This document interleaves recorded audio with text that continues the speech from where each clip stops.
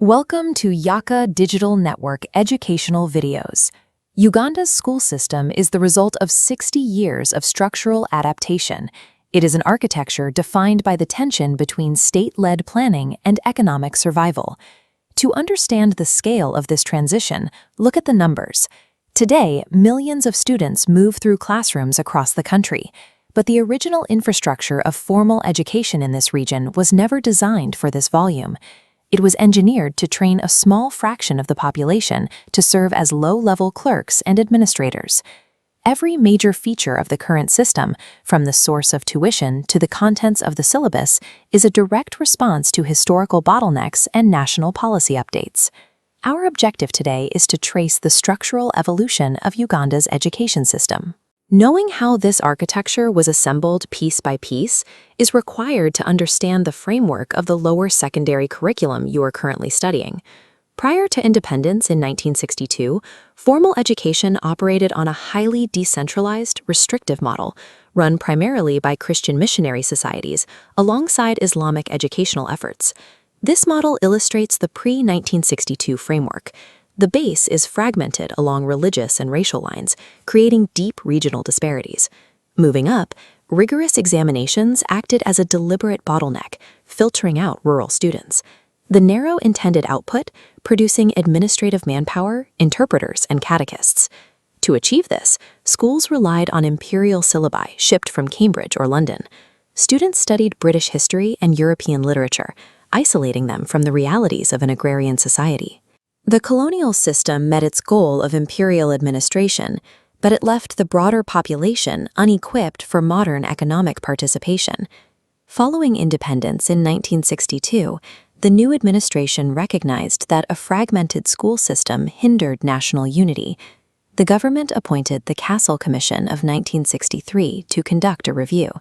Its mandate was to unify the school system, expand secondary education, and enforce equal admission standards for all students.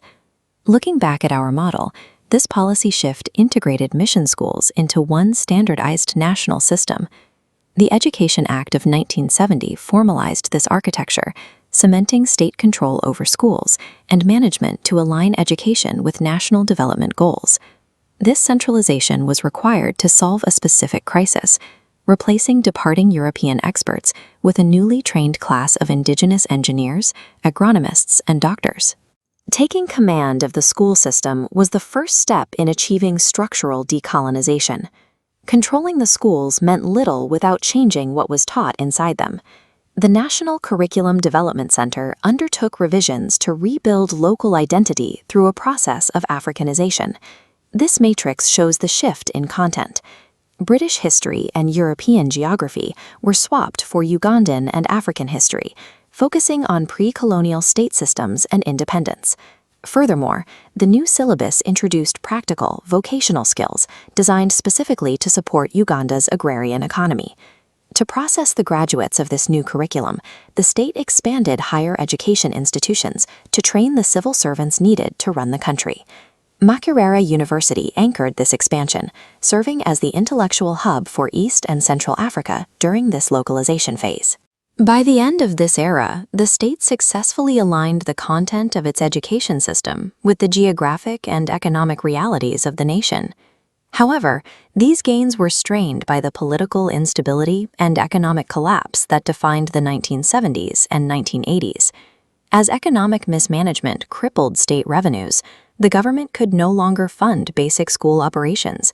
The primary financial subsidies supporting infrastructure and teacher salaries collapsed.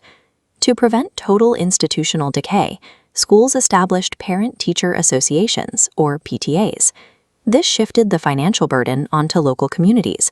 Parents were forced to pay direct cash contributions to construct classrooms, buy textbooks, and top up meager teacher salaries. While this grassroots resilience kept classroom doors open, it priced many poor families out of the education system. Wealthy urban schools thrived on high PTA fees. Meanwhile, rural schools serving impoverished communities fell into disrepair, often lacking permanent classrooms entirely.